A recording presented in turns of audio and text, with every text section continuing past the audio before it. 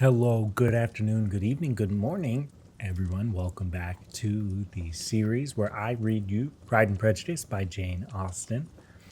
If you're looking for the previous installments, you can see below because today we are going to be jumping straight into chapter 17. I want to thank you all for your patience as I juggle so many different things, but your comments and your support means the world to me. So if you are starting your day, have a wonderful day. And if you are ending your day, I hope you rest well and this helps you have pleasant dreams. Chapter 17. Elizabeth related to Jane the next day what had passed between Mr. Wickham and herself. Jane listened with astonishment and concern. She knew not how to believe that Mr. Darcy could be so unworthy of Mr. Bingley's regard, and yet it was not in her nature to question the veracity of a young man of such amiable appearance such as Wickham.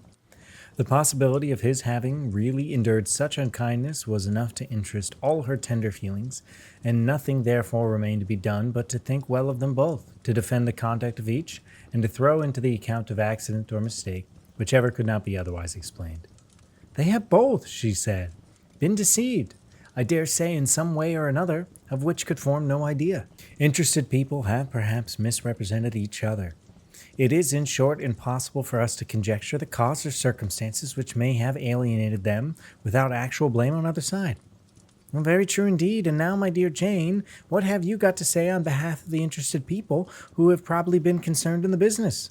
Do you clear them too, or shall we be obliged to think ill of somebody?" "Laugh as much as you choose, but you will not laugh me out of my opinion. My dearest Lizzie, do but consider in such a disgraceful light and places Mr. Darcy to be treating his father's favorite in such a manner, one of whom his father had promised to provide for. It is impossible. No man of common humanity, no man who had any value for his character could be capable of it. Can his most intimate friends be so excessively deceived in him? Oh, no. I can much more easily believe Mr. Bingley being imposed on that than Mr. Wickham could invent such a history of himself as he gave me last night. Names, facts, everything mentioned without ceremony. If it not be so, let Mr. Darcy contradict it. Besides, there was in truth his looks. It is difficult indeed. It is distressing. One does not know what to think. I beg your pardon, one knows exactly what to think." But Jane could think with certainty on only one point, that Mr. Bingley, if he had been imposed on, would have much to suffer when the affair became public. The two young ladies were summoned from the shrubbery, where this conversation passed, by the arrival of the very persons of whom they had been speaking. Mr. Bingley and his sisters came to give them a personal invitation for the long-expected ball at Netherfield, which was fixed for the following Tuesday. The two ladies were delighted to see their dear friend again, called it an age since they had met, and repeatedly asked what she had been doing with herself since their separation. To the rest of the family they paid little attention, avoiding Mrs. Bennet as much as possible, saying not much to Elizabeth and nothing at all to the others. They were soon gone again, rising from their seats with an activity which took their brother by surprise, and hurrying off as if eager to escape from Mrs. Bennet's civilities. The prospect of the Netherfield ball was extremely agreeable to every female of the family. Mrs. Bennet chose to consider it a given compliment to her eldest daughter, and was particularly flattered by receiving such an invitation from Bingley himself, instead of a ceremonious card. Jane pictured herself a happy evening in the society of her two friends, and the attentions of their brother, and Elizabeth thought with the pleasure of dancing a great deal with Mr. Wickham, and seeing a confirmation of everything in Mr. Darcy's look and behavior. The happiness anticipated by Catherine and Lydia depended less on a single event or any particular person, for though they had each, like Elizabeth, meant to dance half the evening with Mr. Wickham, he was by no means the only partner who could satisfy them, and a ball was at any rate a ball, and even Mary could assure her family that she had no disinclination for it. "While I have my mornings to myself," she said, "it is enough. I think it no sacrifice to join occasionally in evening engagements. Society has claims on all of us. I profess myself as one of those who consider intervals of recreation and amusement as desirable for everybody."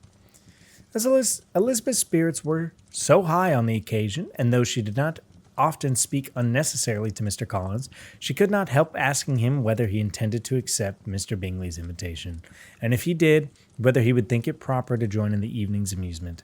And she was rather surprised to find he entertained no scruple whatever on that head, and was very far from dreading a rebuke, either from the Archbishop or Lady Catherine de Bows, by venturing to dance.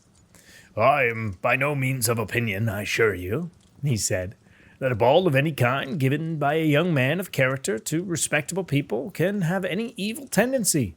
I am so far from objecting to dancing myself, I shall hope to be honored with the hands of all my fair cousins in the course of the evening. I take this opportunity of soliciting yours, Miss Elizabeth, for the first 2 dances especially, a preference which I trust my cousin Jane will attribute to the right cause and not to disrespect of her." Elizabeth felt herself completely taken in. She had fully proposed by engaged by Wickham for those very dances, and to have Mr. Collins instead, her liveliness had never been worse timed, and there was no help for it, however. Mr. Wickham's happiness and her own was perforce delayed a little longer, and Mr. Collins' proposal accepted with as good of a grace as she could. She was not better pleased with his gallantry from the idea as it was suggested of something more. It now first struck her that she was selected from among her sisters worthy of being the mistress of Hunsford's parsonage, and of assisting to form quadrille tale of Rosings, in the absence of a more eligible visitor. The idea soon reached to the conviction, as she observed his increasing civilities towards her, and heard his frequent attempt at a compliment on her wit and her vivacity, and though more astonished than gratified herself by the effect of her charms, it was not so long before her mother gave her to understand that the probability of their marriage was exceedingly acceptable to her. Elizabeth, however, did not choose to take the hint, being well aware that a serious dispute could be the consequence of any reply. Mr. Collins might never make the offer, and till he did, it was useless to quarrel about him. If there had not been a Netherfield ball to prepare and talk for, the younger Mrs. Bennets would have been in a pitiable state at this time. For from that day, from the invitation to the day of the ball, there was a succession of rain as prevented their walking to Meryton once. No aunt, no officers, no news could be sought after. The very shoe roses for Netherfield were got by proxy.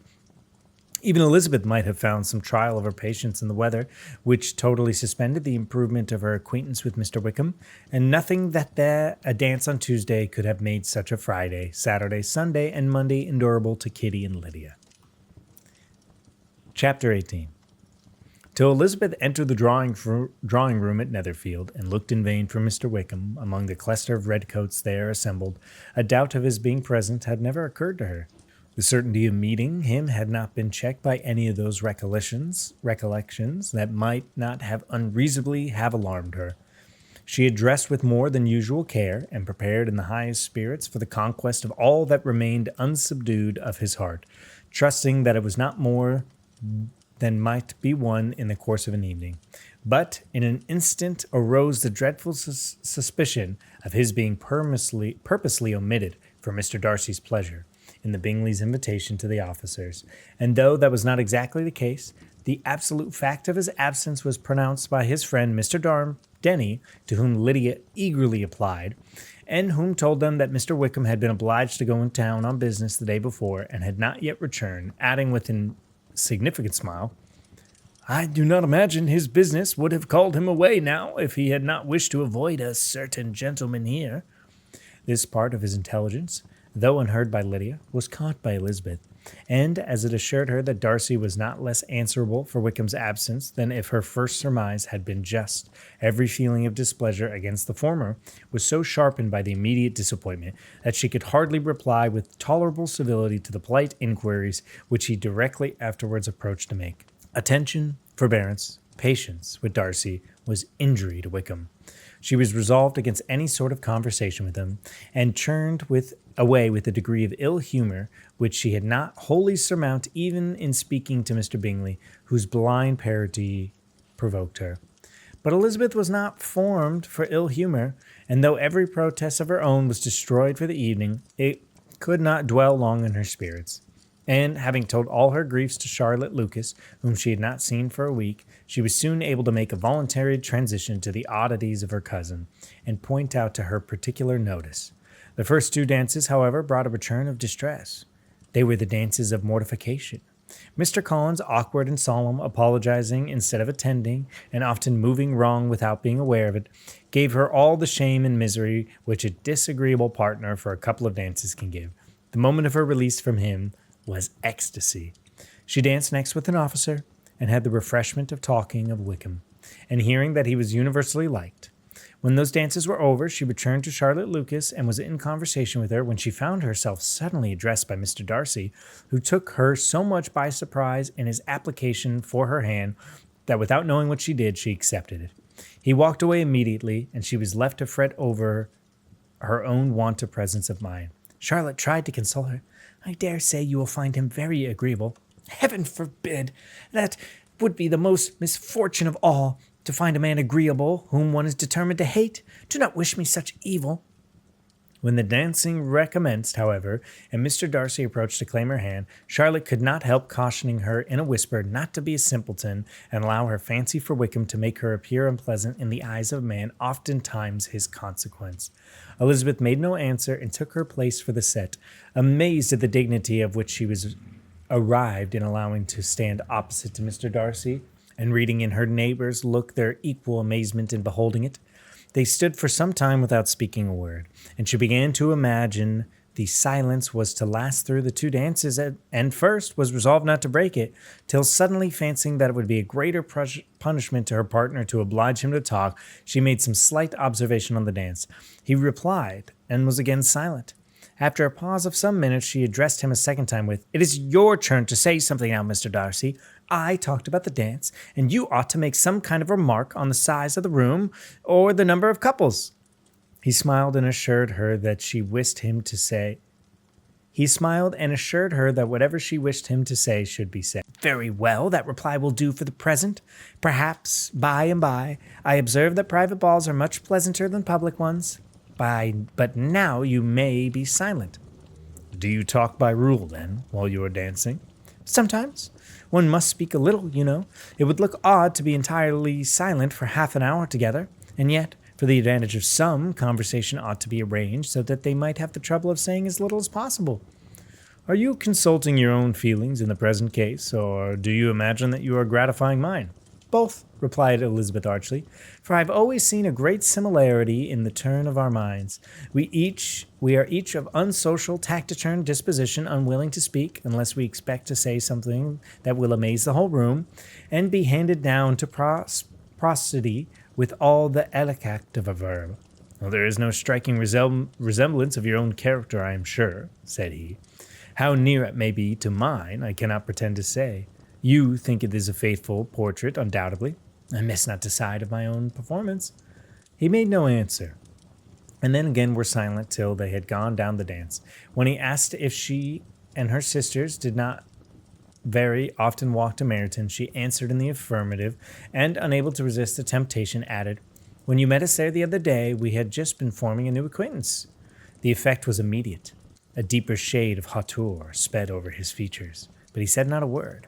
And Elizabeth, though blaming herself for her own recklessness, could not go on. At length Darcy spoke, and in a constrained manner said, "Mr. Wickham is blessed with such happy manners as may ensure his making friends. Whether he may be capable of retaining them is less certain." "Well, he is so unlucky to lose your friendship," replied Elizabeth with emphasis, "and in a manner which he is likely to suffer from all his life." Darcy made no answer, and seemed desirous of changing the subject. And at that moment Sir William Lucas appeared close to them, meaning to pass through to the set on the other side of the room, but on perceiving Mr. Darcy he stopped, with a bow of superior courtesy, to compliment him on his dancing and his partner. "I have been most highly gratified indeed, my dear sir. Such very superior dancing is not often seen. It is evident that you belong to the first circles. Allow me to say, however, that your fair partner does not disgrace you, and I must hope have this pleasure often repeated, especially with a certain desirable event. My dear Eliza," glancing at her sister in Bingley, "shall take place. What congratulations then will flow in! I appealed to Mr. Darcy, but let me not interrupt you, sir. You will not thank me for detaining you from such bewitching conversation of the young lady whose bright eyes are so upbraiding me." The latter part of his address was scarcely heard by Darcy, but Sir William's allusion to his friend seemed to strike him forcibly, and his eyes were directed, with a very serious expression, towards Bingley and Jane, who were dancing together. Recovering himself, however, shortly, he turned to his partner and said, Sir William's interruption has made me forget what we were talking of. I do not think we were speaking at all. Sir William could not have interrupted. Any two people in the room had less to say for themselves. We have tried 2 or 3 subjects already without much success. And when we are to talk of next, I cannot imagine. What you think of books, he said, smiling. Books? Oh, no, I'm sure we never read the same thing, or not with the same feelings. I'm sorry you think so, but if that be the case, there can at least be no want of subject. We can compare our differing opinions. No, I cannot talk of books in a ballroom. My head is always so full of something else. The present always occupies you in such scenes, does it? He said with a look of doubt. Yes, always, she replied, without knowing what she said, for her thoughts had wandered far from the subject, as soon afterwards appeared by her suddenly exclaiming, I remember hearing you once say, Mr. Darcy, that you hardly ever forgave, that your resentment once created was unappeasable. You are very cautious, I suppose, as to it being created? I am, he said with a firm voice. And to never allow yourself to be blinded by prejudice? I hope not. Is it particularly incumbent of those who's never change their opinion to be secure of judging properly fast? May I ask to what these questions tend? Merely to illustrate of your character, she said, endeavoring to shake off her gravity. I'm trying to make it out. And what is your success? She shook her head. I do not get on at all. I hear such differing accounts of you which puzzle me exceedingly. I can readily believe, he answered gravely, that reports may vary greatly with respect to me, and I could wish, Miss Bennet, that you were not to sketch my character at the present moment, as there is reason to fear that the performance would reflect no credit on either. But if I do not take your likeness now, I may never have another opportunity. I would by no means suspend any pleasure of yours, he said coldly. She said no more, and they went down another dance and parted in silence, on each side dissatisfied, though not to an equal degree, for in Darcy's breast there was a tolerably painful feeling towards her, which soon procured her pardon, and directed all his anger against another. They had not long separated when Miss Bingley came towards her, with the expression of civil disdain, thus accosted her. So, Miss Eliza, I hear you are quite delighted with George Wickham. Your sister has been talking to me about him and asking me 1,000 questions, and I find that a young man forgot to tell you, among his other communications, that he was the son of old Wickham, the late Mr. Darcy's steward. Let me recommend you, however, as a friend, not to give implicit confidence to all his assertions, for as to Mr. Darcy's using him ill, it is perfectly false. For, on the contrary, he's always been remarkably kind to him, though George Wickham has treated Mr. Darcy in the most infamous manner. I do not know the particulars, but I know very well that Mr. Darcy is not the least to blame, and he could not bear to hear George Wickham mentioned. And though my brother thought he could well avoid including him in his invitation of the offers, he was excessively glad to find out that he had taken himself out of the way. His coming to the country at all is a most insolent thing indeed, and I wonder how he could presume to do it. I pity you, Miss Eliza, for the discovery of your favourite's guilt, but really, considering his descent, one could not expect much better. His guilt and his decent appearance by your account to be the same, said Elizabeth angrily, for I have heard you accuse him of nothing worse than being the son of Mr. Darcy's steward, and of that I can assure you he informed me himself. I beg your pardon, replied Miss Bingley, turning away with a sneer. Excuse my interference. It was kindly meant. Insolent girl, said Elizabeth to herself. You are such mistaken if you expect to influence me by such a paltry attack as this. I see nothing in it but your own wilful ignorance and the malice of Mr. Darcy. She then sought her eldest sister, who had undertaken to make some inquiries on the subject of Bingley. Jane had met her with a smile of sweet complacency, a glow of such happy expression as inquiries of the subject of Bingley, happy expression as sufficiently marked how well she was satisfied with the occurrence of the evening. Elizabeth instantly read her feelings, and at that moment solicitude for Wickham, resentment against his enemies, and everything else gave way before the hope of Jane being in the fairest way for happiness. I want to know, she said, with a countenance no less smiling than her sister's, what have you learned about Mr. Wickham? But perhaps you have been too pleasantly engaged to think of a third person, in which case you may be sure of my pardon. No, replied Jane, I have not forgotten him. I have nothing satisfactory to tell you. Mr. Bingley does not know well the whole of the history, and is quite ignorant of the circumstances which have principally offended Mr. Darcy, but he will vouch for the good conduct, the probity and honour of his friend, and is perfectly convinced that Mr. Wickham deserved much less attention from Mr. Darcy than has received. I am sorry to say that by his account, as well as his sister's, Mr. Wickham is by no means a respectable young man.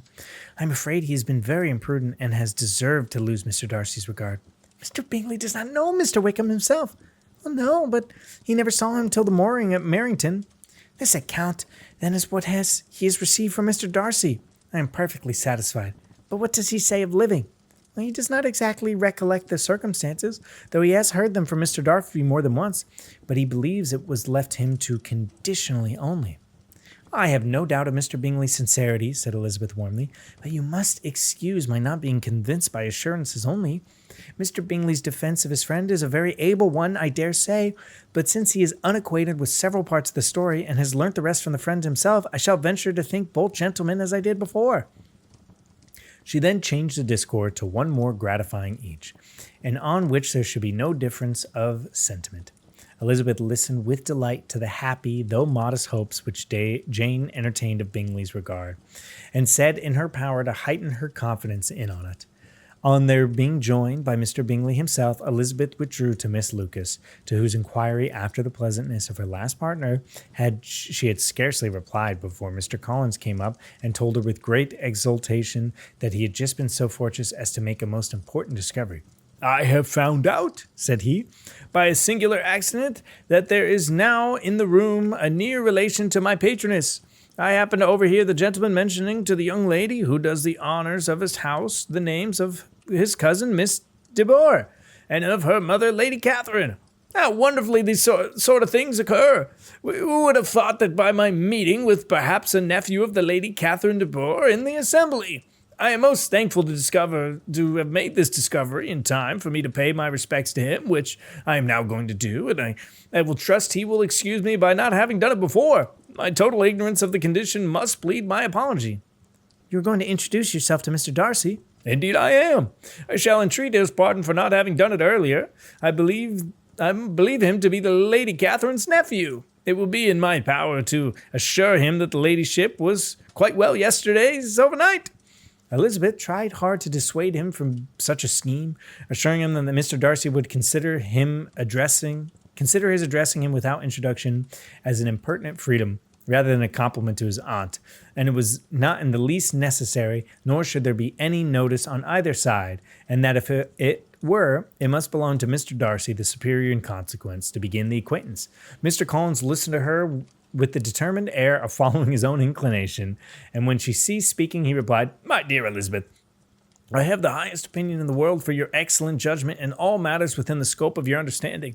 But permit me to say there must be a wide difference between the established forms of ceremony amongst the laity and those which regulate the clergy. Give me leave to observe that I consider the clerical office as an equal in the point of dignity with the highest rank in the kingdom, provided that a proper humility of behavior is at the same time maintained. You must therefore allow me to follow the dictates of my conscience on this occasion, which lead me to perform what I look on as a point of duty. Pardon me for neglecting to profit by your advice, which on every other subject shall be my constant guide. Though in the case before us I must consider myself fitted by the education and habitual study to decide on what is right, rather than a young lady like yourself." And with a low bow he left her to attack Mr. Darcy, whose reception of his advances she eagerly watched, and with the astonishment at being so addressed was very evident.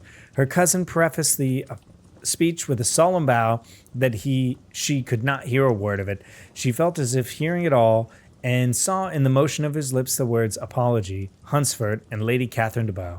It vexed her to see him expose himself to such a man. Mr. Darcy was eyeing him with unrestrained wonder, and when at last Mr. Collins allowed him to speak, replied with an air of distant civility. Mr. Collins, however, was not discouraged from speaking again, and Mr. Darcy's contempt seemed abundantly increasing with the length of his second speech, and at the end of it he only made a slight bow and moved another way. Mr. Collins returned to Elizabeth. "I have no reason, I assure you," said he, "to be dissatisfied with my reception. Mr. Darcy seemed pleased with the attention. He answered me with the utmost civility, and even paid me a compliment of saying he was so well convinced of Lady Catherine's discernment to be certain that she could never bestow a favour unworthily. It was really a very handsome thought. Upon the whole, I am much pleased with him." As Elizabeth had no longer any interest of her own to pursue, she turned her attention almost entirely on her sister and Mr. Bingley, and the train of an agreeable reflection of which her observations gave birth to made her perhaps almost as happy as Jane. She saw her in idea settled in that very house, in all the felicity which a marriage of true affection could bestow. She felt capable, under such circumstances, of endeavoring even to like Bingley's two sisters. Her mother's thoughts she saw plainly, were bent the same way, and she was determined not to place them within one of each other, and deeply was she vexed to find out her mother was talking to the one person, Lady Lucas, freely, openly, and of nothing else but of her expectation that Jane would soon be married to Mr. Bingley. It was an animating subject, and Mrs. Bennet seemed incapable of fatigue while enumerating the advantages of the match. His being such a charming young man, and so rich, and living but 3 miles from her, were the first points of self-gratulation, and then it was such a comfort to think how fond the two sisters were of Jane, and to be certain they must desire the connection as much as she could. It was moreover such a promising thing for her young daughters, as Jane's marrying so greatly must be thrown in the way of other rich men. And lastly, it was so pleasant at her time of life to be able to consign her single daughters to the care of their sister, that she might be obliged to go into company more than she liked. It was necessary to make this circumstance a matter of pleasure, because on such occasions is the etiquette, but no one less likely than Mrs. Bennet to find comfort in staying at home at any period of her life. She concluded with many good wishes that Lady Lucas might soon equally fortunate, though evidently and triumphantly believing there was no chance of it. In vain did Elizabeth endeavour to check the rapidity of her mother's words, or persuade her to describe her felicity in a less audible whisper, for to her inexpression vexation, which she could perceive that the chief of it was overheard by Mr. Darcy, who sat opposite them, her mother only scolded her for being nonsensical. "What is it, Mr. Darcy, to me, pray, that I should be afraid of him? I am sure we owe him no such particular civility as to be obliged to say nothing he may not like to hear. For heaven's sake, madam, speak lower. What advantage could it be to offend Mr. Darcy? You will never recommend yourself to his friend by doing so." Nothing she could say, however, had any influence.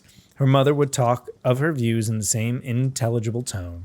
Elizabeth blushed and blushed again with shame and vexation. She could not help frequently glancing her eye at Mr. Darcy, though every glance convinced her of what she dreaded.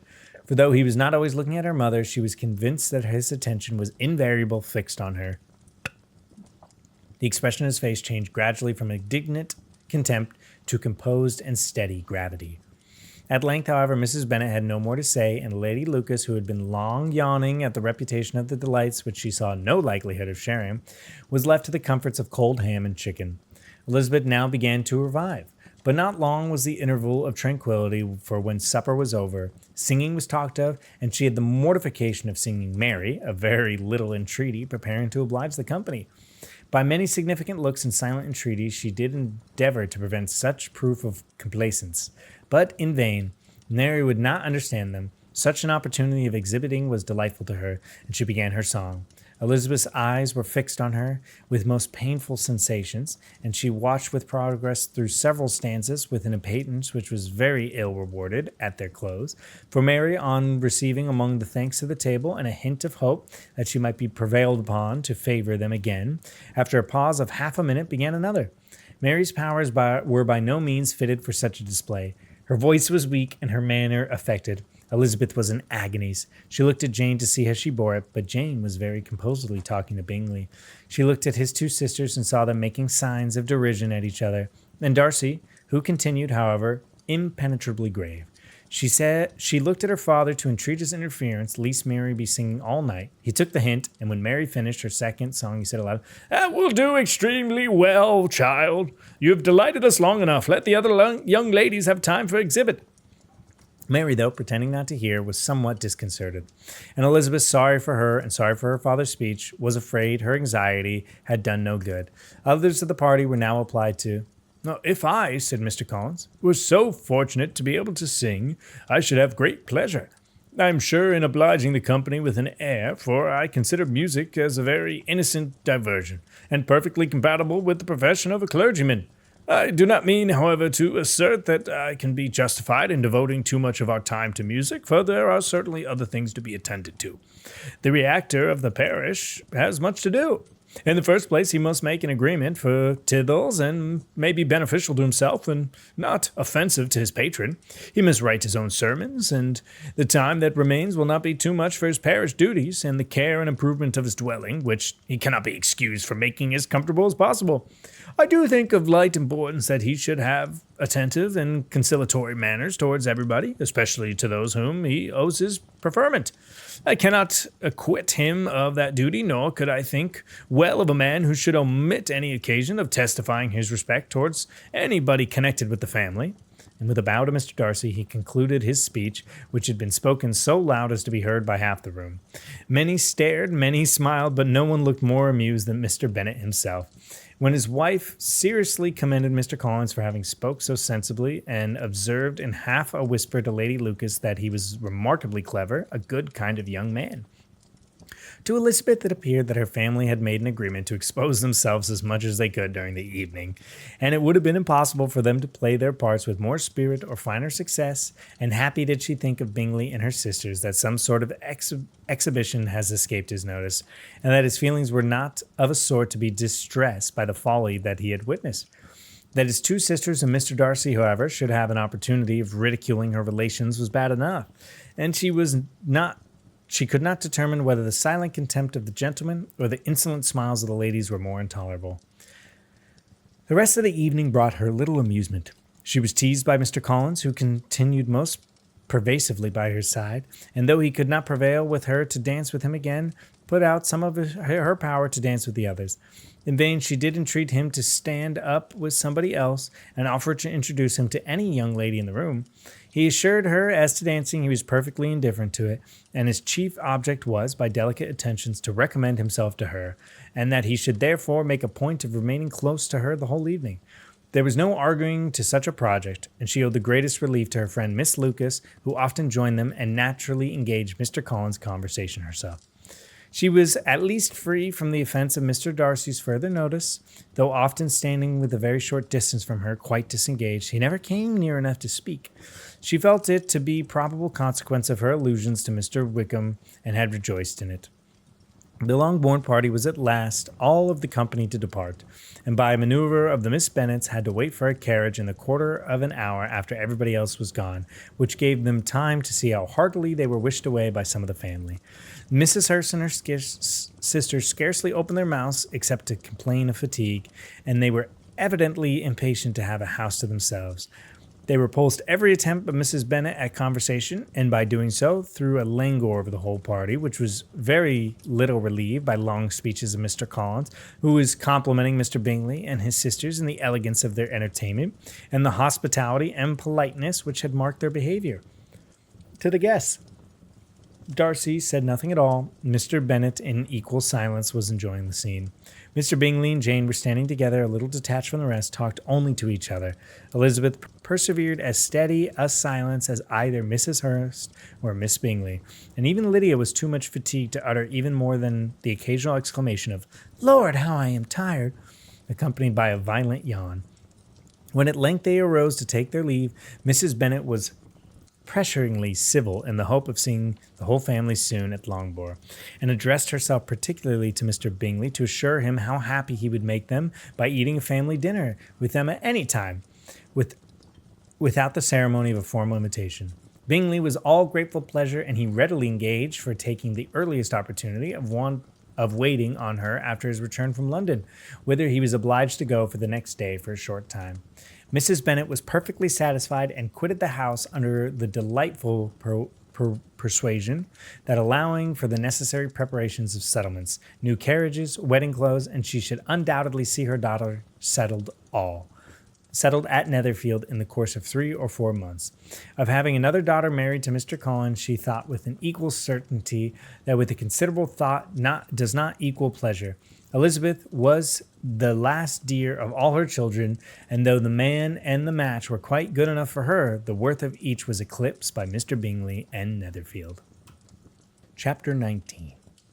The next day opened a new scene at Longbourn. Mr. Collins made his declaration in form, having resolved to do it without a loss of time, as his leave of absence extended only to the following Saturday, and having no other feelings of diffidence to make it distressing to himself, even at the moment, he set about it in a very orderly manner, with all the observances which he supposed a regular part of business. On finding Mrs. Bennet Elizabeth, one of the younger girls, together, soon after breakfast, he addressed the mother with these words: "May I hope, madam, for your interest with your fair daughter Elizabeth, when I solicit for the honor of a private audience with her in the course of the morning?" Before Elizabeth had time for anything but a blush of surprise, Mrs. Bennet instantly answered, "Oh dear, yes, yes, certainly. I am sure Lizzie will be happy. I am sure she can have no objection. Come, Kitty, I want you upstairs." And gathering her work, she was hastening away when Elizabeth called out, "Dear madam, do not go, I beg of you. Mr. Collins must excuse me. He can have nothing to say to me that anybody need not hear. I'm not going away myself." "No nonsense, Lizzie. I desire you will to stay where you are."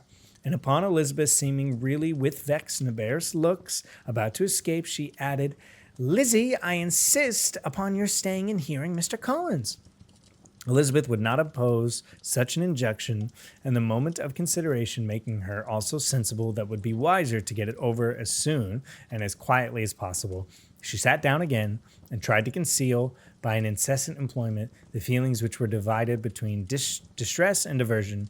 Mrs. Bennet and Kitty walked off, and as soon as they were gone, Mr. Collins began, "Believe me, my dear Elizabeth, thank you for your modesty. So far from doing you any disservice, rather adds to your other perfections. You would have been less amiable in my eyes had they not been this little unwillingness. But allow me to assure you that I have respected your mother's permission for this address. You can hardly doubt the purpose of my discourse. However your natural delicacy may lead you to dissemble, my attentions have been too marked to be mistaken. Almost as soon as I entered the house, I singled you out as the companion of my future life. But before I am to run away with my feelings on this subject, perhaps it will be advisable for me to state my reasons for marrying, and moreover for you to coming into Hertford with the design of selecting a wife, as I certainly did." The idea of Mr. Collins, with all his solemn composure, being run away by his feelings, made Elizabeth so near laughing that she could not use the short pause he allowed in any attempt to stop him farther, and he continued, "My reasons for marrying are, first, that I think it is the right thing for every clergyman in easy circumstance, like myself, to set the example of matrimony in his parish. Secondly, I am convinced that it will go greatly to my happiness. And thirdly, which perhaps I ought to have mentioned earlier, is that the particular advice and recommendation of the very noble lady whom I had the honor of calling patroness, twice she is condescending to give me her opinion, unasked too, on this subject it was, but by the very Saturday night before I left for Hunsford, between our pools at the quadrille, and while Mrs. Jenkinson was arranging Mr. Borefool's footstool, she said, Mr. Collins, you must marry. A clergyman like you must marry. Choose properly. Choose a gentlewoman for my sake and for your own. Let her be an active, useful sort of person, not brought up high, but be able to make a small income go a good way. This is my advice: to find such a woman as soon as you can and bring her to Hunsford, and I will visit her. Allow me, by the way, to observe, my fair cousin, that I do not reckon the notice and kindness of Lady Catherine de Bow as among the least of my advantages in my power to offer. You will find her manners beyond anything I can describe, and your wit and your vivacity, I think, must be acceptable to her, especially when tempered with the silence and respect which her rank will inevitably excite. Thus, for my general invitation in favor of matrimony, it remains to be told why my views were directed to Loughborough instead of my own neighborhood, where I assure you there are many amiable young women. But the fact is that being I am to inherit the estate after the death of your honoured father, whom, however, may live many years longer, I could not satisfy myself without resolving to choose a wife from among his daughters, that the loss to them might be as little as possible while the melancholy event takes place. Whichever, however, but as I've already said, may not be for several years. This may be my motive, my fair cousin, and I flatter myself that it will not sink me in your esteem. And now nothing remains for me but to assure you, in the most animated language, of the violence of my affection, To fortune I am perfectly indifferent, and shall make no demand of that nature on your father, since I am well aware that it could not be compiled within, and that £1,000 and the 4 cents, which will not be yours till after your mother's decease, is all that you may ever be entitled to. On that head, therefore, I shall be uniformly silent, and you may assure yourself that no ungenerous reproach shall ever pass my lips when we are married. It was absolutely necessary to interrupt him now. You are too hasty, sir, she cried. You forget that I have made no answer. Let me do it without further loss of time. Accept my thanks for the compliments you are paying me. I am very sensible of the honor of your proposals, but it is impossible for me to do otherwise than decline them. Am I not now to learn, replied Mr. Collins with a formal wave of his hand, that it is unusual with the young ladies to reject the address of a man whom they secretly mean to accept when he first applies for the favor, that sometimes the refusal is repeated a second or even a third time. I am therefore by no means discouraged by the way you have just said, and I shall hope to lead you to the altar everlong. Upon my word, cried Elizabeth, your hope is rather extraordinary one after my declaration. I do assure you that I am not one of these young ladies, if such young ladies there are, who are so daring to risk the happiness on the chance of being asked a second time. I am perfectly serious in my refusal. You could not make me happy, and I am convinced I am the last woman in the world who would make you so. Nay, were your friend Lady Catherine to know me, I am persuaded she would find me in every respect ill qualified for the situation. Were it certain that Lady Catherine would think so, Mr. Collins said very gravely, but I cannot imagine that the ladyship would ever disapprove of you. You may be certain that when I have the honor of seeing her again, I shall speak in the highest terms of your modesty, economy, and other amiable qualifications. Indeed, Mr. Collins, all praise of me will be unnecessary. You must give me leave to judge for myself and pay me the compliment of believing what I say. I wish you very happy, very rich, and by refusing your hand, do all in my power to prevent your being otherwise. In making me the offer, you have satisfied the delicacy of your feelings with regard to my family, and take possession of Longbourn estate wherever it falls, without any self-reproach. This matter may be considered, therefore, as finally settled. And rising as she spoke, she would have quitted the room had Mr. Collins not addressed her. When I do give myself the honor of speaking to you next on the subject, I shall hope to receive a more favorable answer than you have given me, though I am far from accusing you of cruelty at present, because I know it to be an established custom of your sex to reject a man on first application, and perhaps you have even now said as much to encourage my suit as it would be consistent with the true delicacy of the female character. Really, Mr. Collins, cried Elizabeth with some warmth, you puzzle me exceedingly. If what I have hereto can appear to you in some form of encouragement, I know not how to express my refusal in such a way as to convince you as it being one. You must give me leave to flatter myself, my dear cousin, that your refusal of my dress are merely words, of course. My reasons for believing it briefly are these. It does not appear to me that my hand is unworthy of your acceptance, or that the establishment I can offer you would be any other than highly desirable. My situation in life, my connections with the family de Boer, and my relationship to your own are circumstances highly in my favor, and you should take it into further consideration that, in spite of your manifold attractions, it is by no means certain that any other offer of marriage may ever be made you. Your portion is unhappily so small that it will in all likelihood undo the effects of your loveliness and amiable qualities.